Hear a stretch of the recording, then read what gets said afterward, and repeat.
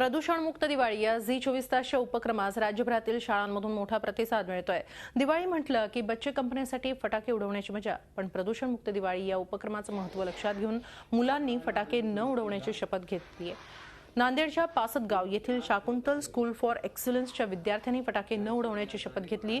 500 विद्यार्थ्यांनी सामूहिकरित्या ही शपथ घेतली। फटाक्यांच्या दुष्परिणामाबद्दल मुख्याध्यापकांनी विद्यार्थ्यांना मार्गदर्शन केलं।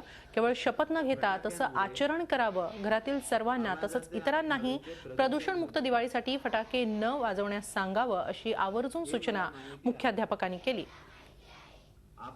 प्रदूषणाबद्दल इतक्या लहानपणी मुलांच्या संवेदनशील वयामध्ये त्यांना त्याची जाणीव करून देणं ही एक म्हणजे एक चांगला आणि मोठा उपक्रम आहे।